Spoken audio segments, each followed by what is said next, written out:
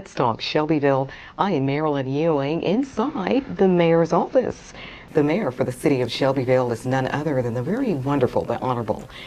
It's Randy Carroll. Hello. How are you? Good morning, Marilyn. It's always good to see you. Always good to be with you, too. I feel like I'm in the principal's office when I come into your office all the time. I don't know why. That's not a good thing. And I hope nobody feels that way. A lot going on, Mayor. We have a plate full of just many capital projects, smaller projects, things that jump in our laps on a daily basis. Right. You know? And it's taken some time on some of the larger projects, and I would like for things to move faster. Yeah. But they don't all the time. We're still working on our flood pump situation, and they have been built, and they're in the process of being tested to make sure everything works fine before they're shipped to Shelbyville. Right. And then we'll probably work on putting those or installing those. We don't want to do it during the rainy season, but if we can get them early next year, we'll try to do that. Okay. MTSU, the large project out there, we just approved at the Planning Commission meeting the other night. The construction of a 61,000 square foot building. You're going to see some traffic in and out. That's right before you get to the feed store on the right hand side. Right. We talked about a traffic light, and the traffic light there at this moment will be after they have finished construction.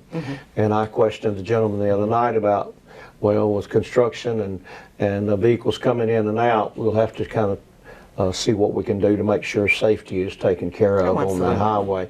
It gets pretty crowded, and some folks have said it looks like a raceway sometimes. It feels that way sometimes. Yeah. And other large projects that we have, the River Walk that we have been talking about for about a year. We've got all the environmental and all those things done. So what we're looking at now, of course, we're using grant money from the state of Tennessee to do that, and we're trying to get something that the citizens can walk and enjoy the river and those kind of things, pedestrian type activities where people can, if they're on the square and want to go down by the river, they can do that. We're going to also build an overlook, and again, that's something I wish we had built right now, but we had to go through all of the hoops to get there, and we want to do that. Sure. It's better to do that now than to wait later. Absolutely. The Riverview District was something that we had sold those buildings. Grindstone had purchased those, our Bedco, and they're doing a great job working on that building. They've kept the historic outside of the building, but on the inside it's really going to be a nice place. When they get in operation, right now we've added some parking at the Fly, about 31 parking spaces. We really made that Fly parking lot look a whole lot better. Of course, that's a city parking lot, but it's used for the Fly. And I think we had 39 spaces. We've got 60 something now at this time. Or I had 38 spaces and added to 31, so we got 69. It's got the new lighting on it. All the utilities underground there, but going to the Grindstone, we've got that street, South Spring, we're talking about closing, possibly making it pedestrian only. We'll just have to see. And utilities have to be placed underground there, and we're in the process of doing that right now. AT&T, Shelbyville Power, Water and Sewer, gas, all those different things have to be done. That way we won't have overhead lines, and again, that'll be another safe situation. Absolutely. And speaking of Grindstone and such, that's coming along. We were hoping sometime in August or during the celebration and that type of thing. A little slower, I think, maybe the top of September. Yeah, the last word and I know it's difficult for those folks that are in the building process to absolutely get a date, but they have done everything by the book, and we have worked with them to try to help them come along. We thought we was going to get this open before the horse show. I don't think that's going to happen. I think it's going to be after that. Last conversations I had, of course, they could surprise me and open up quicker. The Grindstone Cowboy, I think, is going to be taking over the VFW booth at the celebration, so people will get used to some of their products that they're going to have on the square. Craig may sing a little bit. Yeah, he may do it. He does a great job on the national anthem as well as all the other songs that he does. Yes, he does. Glass Hollow. Table and Tavern doing very well.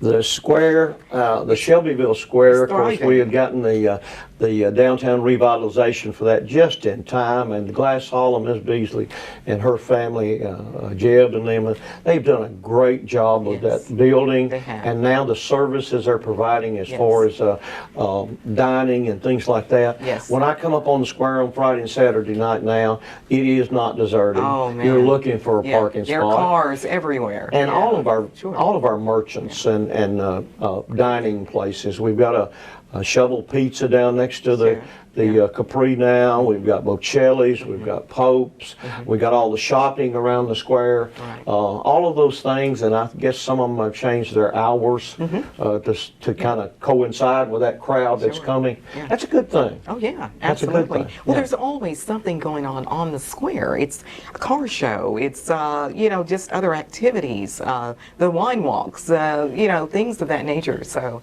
Yeah. it's always something going on. It is, and I got a chance. I'm trying to take advantage of everything that they do. And of course, we just had the chili cook-off in the middle of Yeah, July. And yeah. Calvin does a Cannon. great job with that, Calvin Cannon, Yeah. and he took care of that. But those folks didn't complain about the heat Right. and those kind of things. Yeah. Talking about Calvin, he had a haunted history tour He of the did. square, He did. and I took that on the 13th. And I paid $13 for the thing. It ended and we at left at 8:13. 8:13, so we had a great time on that. And getting a little history, and some of the stories have been Yeah, told about right. the buildings and things like that. Oh yeah, always good.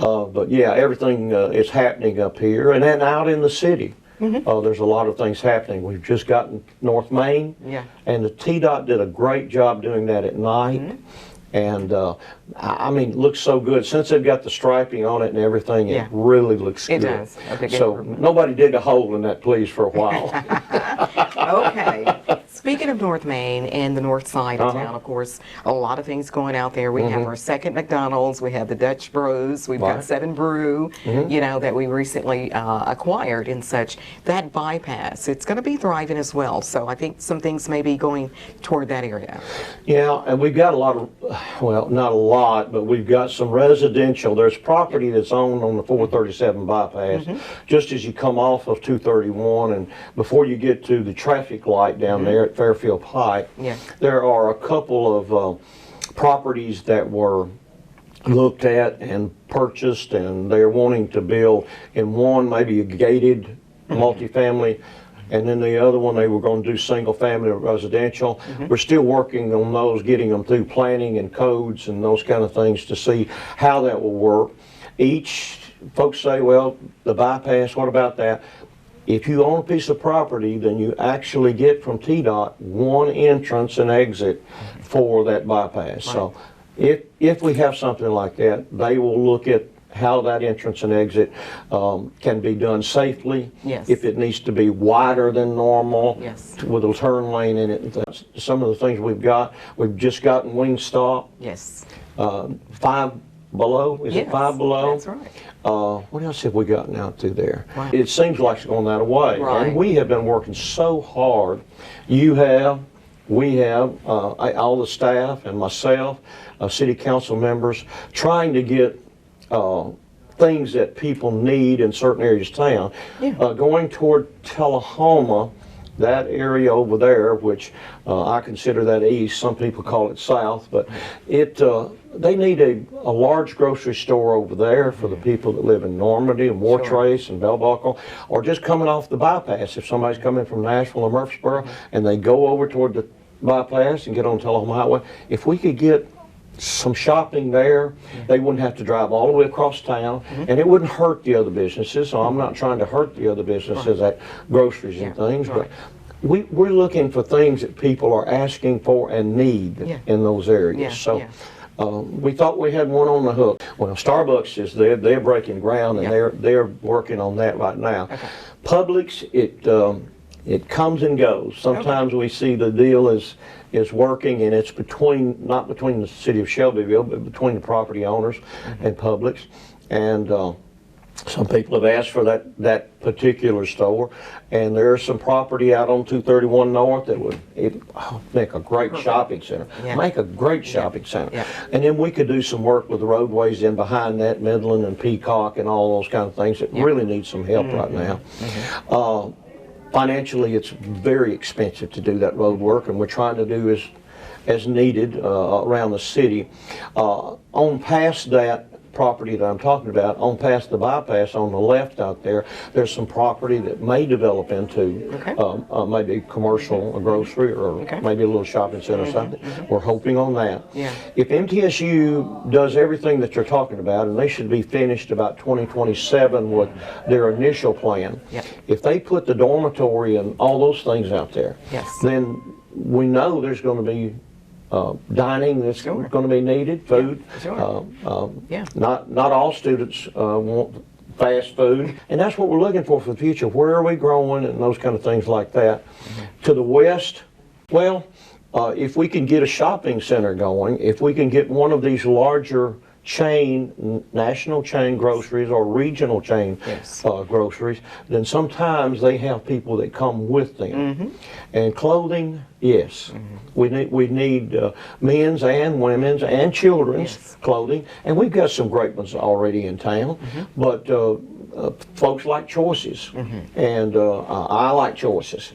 And I don't like to order online a lot, I do it a lot, but I have to find someone that knows exactly what fits this guy, and I like to try it on, and those kind of things like that. And sometimes when you order online, it's not exactly the color you see in the picture, and those kind of things. So we need those stores that are firm, and you walk in and have that relationship. I remember McKee's and the Tip Thompsons and all those kind of things, and Parks Belts that was on the square. So we're still working on that. It's difficult. Brick and mortar for those national chains and regional chains. So getting that 41A, hopefully one day widened, that's going to be a big thing. So it will be, and we're asking for that right now. The state has come up with a little more money, and so we had asked for it before, and the bypass to be extended from 231 to 441A going toward El Bethel, that area out there. And we'd asked for that to be put back on the burner because years ago it was scheduled to be looked at. But the situation with money, when they had Hurricane Helene hit in East Tennessee, all of the money needed to go there, and we're all for that. Those folks didn't have roads. That's right. And so I think they've come and they've done a pretty good job over there. I know there's a lot of people still struggling, but the state's come up with a little more money, so we're asking to look at four lane out on 41A. Right. We did survive this year's budget. The 2025-26 budget, wow, it was a process, but a lot's going on. Oh yeah. And each department are needing things. So. Yeah, and when you go through the budget like that, especially with the city, county, or state, I could just imagine that, and the national budget, you have to depend on the department heads, and our city manager needs to listen to the department heads and what they need and those kind of things, and then they bring them to the city council and the mayor, and we look it over and how much have we got coming in. Kay, our treasurer, does a great job, and she kind of lets us know. But when you're looking at the police department, $7 million. That's about what it was for the budget this year. About $6 million for the fire department. But see, that's services that we provide, and we want to make sure they're first class. Mr. Buck is picking up 9,000 cans of garbage off of the streets every week, and so garbage trucks and employees there. Our cemetery is growing, and so I think we've added one more person there. Dispatch, we added one down at the police department. Somebody had retired or they were short one, and so we're trying our best to provide for those folks to take care of the job they need to take care of our citizens. Absolutely. And I think the budget process, it was about 3 meetings, as you remember. Yeah. And a little arm wrestling and thought process. I went over that thing at home over and over and over again. And I said, well, yeah.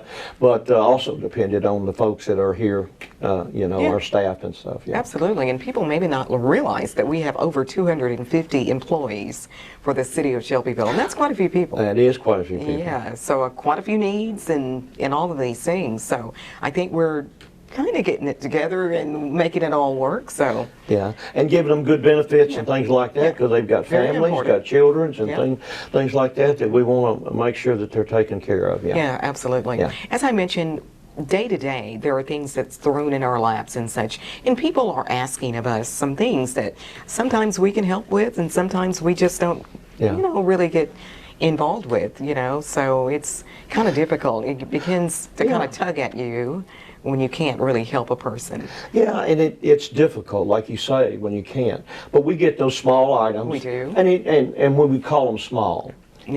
Everything's I've got big, water really. running across my yard, Yeah, or that's I've big. got an animal problem, or I've got this, or we got that. I don't look at it as a little problem. If we get a problem, automatically, if it comes to me, send it to our city our city manager, and then I'll send it to whichever department head handles that. Right. And then wait for their reply on what they can do, when they can do it, and those kind of things. Right. Some things are just outside of what we can do, and we don't want to infringe on property rights, personal items that belong to those people. We're not, government sometimes can get too big and get into people's lives too much. That's right. I don't like that. Yeah. I like for the government to lay out the rules and regulations to help all of us have a better life and not affect each other negatively. Yeah. But you can get too much government and get too involved in things. You've heard me say at some of these meetings, let's don't do an ordinance that we can't take care of. That's exactly can't where I was enforce. going, because there are a lot of ordinances, but they've got to be enforced. Yeah. And animal control is one of those issues that continues to come up in our meetings and such, and where to go with it, how far can we go. As you mentioned, we can't infringe on the rights of the property owners. Right. You really can't go on their property and remove an animal, or a lot of things people don't understand. And each one of our council members, even for their ward, they have different ideas. This is the way we should go, or this is the way we should go. And we talked about, I think this time, maybe having the animal control comes under our deputy chief, Pat Mathis, and Pat does a great job, and then our animal control people are under him. They talked about maybe having that as a separate department. But again, that's where government gets too big and trying to handle it all of it. And there are things that we ask citizens to take care of themselves. That way we don't have to intervene. Right. Again, I want the government to stay out of it. Try to work those things out the best you can. Right. But when somebody's goats or chickens are in their people's gardens and eating their tomatoes or doing then I can understand. Hey, that's their food. Yeah. And they have worked hard to have that. And they shouldn't have the neighbor's animals eating it up and taking care of it. And that's when we would say to the neighbor, hey, you need to, y'all work together. Right. Yeah. Right. Overall, the growth it's still coming. It's coming in all parts of the city, I feel. So we're trying to control it in a good way.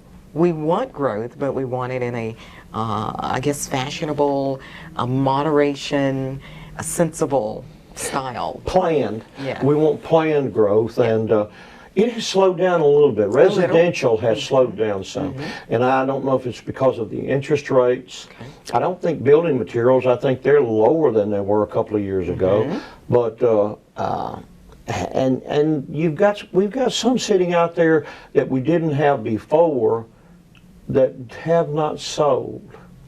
And as a developer or an investor, if you're sitting there, I know in my particular subdivision, we've got about 4 or 5 houses that are sitting there, and 1 or 2 of them have been there for almost a year. Wow. And that's not, that tells other developers, other builders, well, maybe I need to hold off just just a little while. $250,000 to $300,000 homes are still selling pretty fast. Those houses I was talking about there, they're like 500,000. That's a lot of money. And when you have to finance it, and even look at it 30 years, and with everything involved, insurance and all those kind of different things, taxes too. But our, we kept our taxes low again this year. We did. We lowered the taxes first year I was in office, and you folks, the city council, went right along with that. And it didn't hurt us a bit. Our sales tax was up some. So we wanted to relieve the pressure on the homeowner. Those people had been here all these years and built Shelbyville, so we did that. But taxes is a part of that too. So, I mean, if you buy a home and have a $3,000 a month house payment. Right.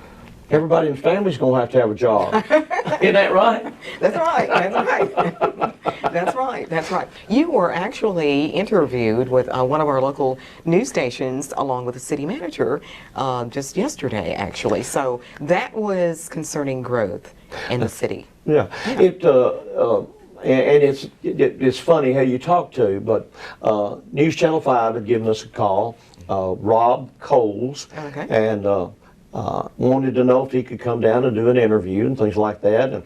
And so he and I talked a minute on the telephone. Just happened that Scott wasn't here that day, and I took the call. And so as we discussed, I said, Rob, what we need to talk about? And he said growth, and people are talking about shopping, and that's the reason I got into the national change and regional change a while ago and such things as that. But he had talked to someone in our coffee break, I think it was. And the citizen was just sitting there talking to him, may not have known he was a newscaster, but just said, this is what we need in Shelbyville, this is what we need in Shelbyville, this is what we need in Shelbyville. And so he wanted to come down and check it out. Rob is from Minnesota. And the lady that was with him, Kelsey, is from Illinois, but they're news broadcasters. And they want to go outside of the Nashville area. And Shelbyville is either the 29th or 30th largest city in the state of Tennessee now. According to which one you look at, with our population, we're that high up. So they're going out to other cities that are growing and trying to get, do you have any issues with that growth? Can you help someone else with those issues and things like that? So we talked, they stayed with us for over an hour yesterday. Yes, they did. But the one thing I really liked, he did a video with this guy, so he probably told him later that he was news guy because he put the camera on him and asked him if he could do that. But this gentleman, I don't know him personally, but at the very end, the guy was telling what they would like to have needs, for shopping and things like that. And he said, but this is the best city. Said people are so friendly here. People are always wanting to help. Folks, that's Shelbyville. All right. That's my hometown and your hometown. What a great thing for him to say. Yeah, that's good. That's good. Yeah, it touched all of us when we saw that on that video. Yeah. He didn't have to say that. No, he didn't. You guys didn't pay him to say that. That's right. Well, Mayor, thank you always for taking time and speaking with me, and thank you for being the mayor, because I think you're doing a wonderful job. I think, it's a great city. But we have a lot of great leaders. We got a great city council and great staff and departments, working together. So I think that's a vital piece that's really making it so. It is vital that we work as a team, and we're doing the best we can with that. It's still an honor. It's still humbling to wake up and I'm the mayor, and we have work to do and those kind of things, and it's just an honor to be a mayor. I also want to thank, while we're on the line, all of the people who volunteer to be on all of our different boards and committees. Planning Commission, we have worked those folks to death. They don't get any pay. These folks don't get any pay, but they have volunteered to help the city. So if you're out there, young, old, whatever, and you'd like to serve on a board or committee, and you've got certain abilities that might help us, some of those kind of things like that, hey, contact us, let us know, and we'll try to put you to work. Absolutely, absolutely. And of course, if you're not blind, you see Cooper Steel all around our city doing wonderful things. The Cooper Steel Arena is just immaculate. Yeah, they're just great people and Yeah. such. So they've got a little community, I call it, Yeah. out there near our high school. So we've got some things. Yeah, and that's one of the local things, and Yeah. I don't mean to interrupt you, but that's one of the local businesses that comes to us and they say, we want to grow. And they wanted to grow. Yes. And they said, how can you help us? Well, we gave them tax deferment, and the county did too, for a certain number of years for them to construct what they're doing now. But they were going to employ about 136 people. Oh, yeah. And they're already doing it. Oh, absolutely. So that's keeping our young people home. Yeah. And they're not only hiring people who are college educated, they're training people. Yes. Right out of high school and things like that to be welders or whatever they need for their product. Not all is welding and things like that. Right. But their company has grown. It's a hometown. Mr. Kenneth, I knew him years ago, and now Gary is running the operation. I knew Barry. They're just doing great things, and they're supplying money to programs for the schools and things. A lot of people are doing great things, great work behind. I saw the other day where backpacks, the Johnson family were doing those kind of things, and then Tina is doing things like for the teachers and trying to adopt a teacher and all that. There's so many people doing so many great things, so let's applaud them too. Absolutely, absolutely. And I can't get out of here without something that touches my heart. Everyone knows this about the Senior Citizens Center. Oh, yes. Going to try to get them relocated to a very much larger building, warm and cozy and full of activities and such. So we're going to revitalize all of that, and of course I'm working very hard on getting that done. Yes, Maryland, Councilmember Ewing is our member on the Senior Citizens Board, and with Cooper Steel expanding, then that, and with TCAT going to move, they're going to kind of be isolated in where the property is. And the city of Shelbyville owns the building and the property at the corner too. We've been working with Cooper Steel to maybe work out something if they want that property, and they had said that they do.